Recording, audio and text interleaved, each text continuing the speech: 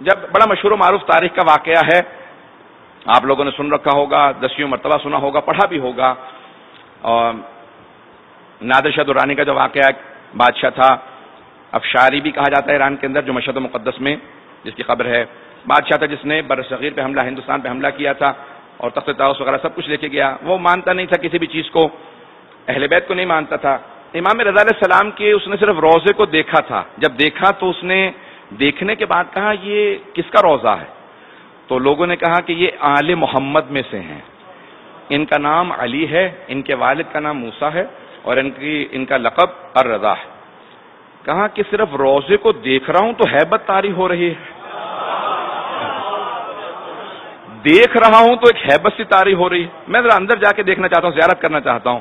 تو کہا کہ کوئی آداب زیارت بتا دے. میں تو مانتا نہیں ہوں کہ کیا آداب ہیں.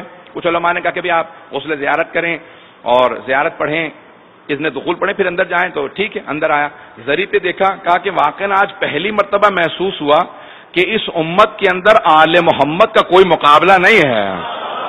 یہ آل محمد ہے. لیکن اس نے زری پہ ہاتھ رکھنے کے بعد ایک جملہ کہا کہ اے علی بن موسیٰ رضا، کوئی امکان نہیں ہے کہ میں ہندوستان جیسے ملک کو فتح کر پاؤں. بہت بڑا ملک ہے، بہت بڑی طاقت ہے، لیکن اگر جیت گیا تو جو کچھ لاؤں گا آپ کی بارگاہ میں ہدیہ کر جاؤں گا. آج تک امام کے خزانے میں تخت طاؤس اور نہ جانے کیا کچھ جواہرات موجود ہیں، سب کے سب نادر شاہ نے امام کی بارگاہ کے اندر پیش کیے تھے. اس کے فوراً بعد وہ نجف اشرف گیا اور اس نے کہا کہ میں یہاں پہ زیارت کرنا چاہتا ہوں. سب لوگ سننا چاہ رہے ہیں؟ جب وہ نجف اشرف پہنچا تو اس نے فوراً سوال کیا، اپنے گھوڑے پہ سوار تھا، کہ میں گھوڑے پہ سوار جاؤں زیارت کے لیے یا میں گھوڑے سے اتر جاؤں؟ تو اب کچھ لوگ مولا کے چاہنے والے تھے، کچھ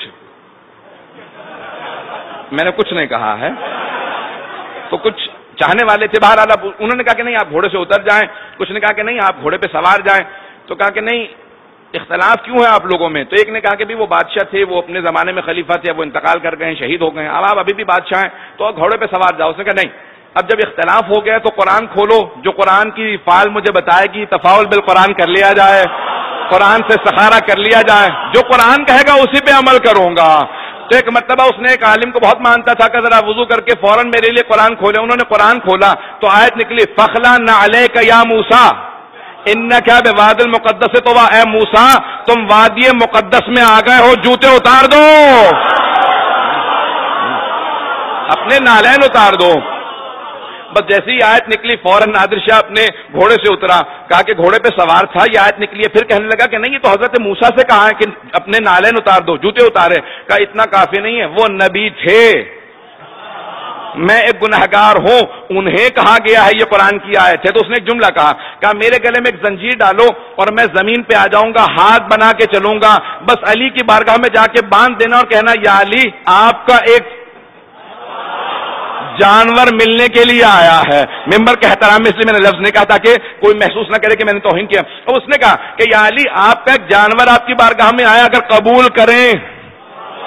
جیسے پہنچا اس نے زیارت کی، بہت رویا. جب باہر نکلا اس نے ایک صحن ہے مولا کے باب توسی جہاں پہ ہے، وقت گزر رہا ہے، وہاں پہ اس نے دیکھا کہ بہت سے لوگ زمین پہ بیٹھے ہیں، کسی کی آنکھ نہیں ہے، کسی کا ہاتھ نہیں ہے، مختلف لوگ جو ہے معذور. کہ یہ کون لوگ ہیں؟ کہ شفا لینے آئے ہیں. کہ میں ان سے ملنا چاہتا ہوں. ہادی کون ہوتا ہے؟ ہدایت کیا ہے؟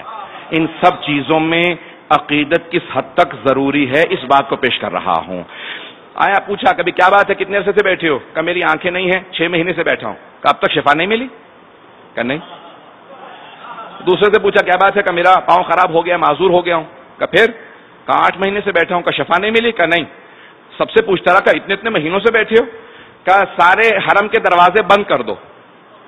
غور سے سنیے گا. کہ حرم کے سارے دروازے بند کر دو. اور اس نے کھڑے ہو کے اعلان کیا کہ کل صبح فجر تک کا وقت دے رہا ہوں، جو شفا پا جائے گا گھر چلا جائے، اور جسے شفا نہ ملی میں اپنے تلوار سے اس کی گردن کاٹ دوں گا. بس یہ اعلان کیا، سب چیخیں مار مار کے رونے لگے. کہ مولا آپ کے حرم میں آئے تھے، یہ بے انتہا سخت دل آدمی ہے، سب کو مار دے گا. صبح اٹھے اس نے کہا ایک ایک آدمی کو خود اپنی آنکھوں سے دیکھوں گا، کسے شفا ملی کسے نہیں ملی. جسے دیکھتا تھا شفا یاب تھا، جسے دیکھتا تھا شفا یاب تھا. وقت نہیں ہے دانے گرامی کا. جسے دیکھتا تھا شفا یاب تھا. جو بات پیش کرنا چاہتا ہوں کہ تیری آنکھیں کیسے آ گئیں؟ کہ مجھے نہیں معلوم، 6 مہینے سے بیٹھا تھا، آج رات آنکھیں ملی. सब शफायाब हो गए, सब चले गए। उसके लोगों ने पूछा ये सब शफायाब कैसे हो गए, इतने महीनों से बैठे थे? कहा अली देना नहीं भूले थे, ये मांगना भूल गए थे।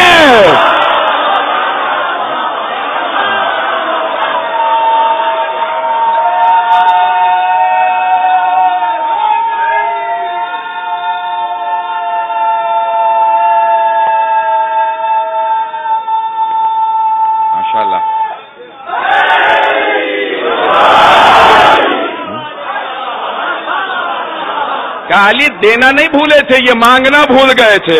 मैंने एक रात में समझा दिया, जब जान पे बनती है तो मांगना आ जाता है। जब जान पे बनी तो हर एक मांगना सीख गया।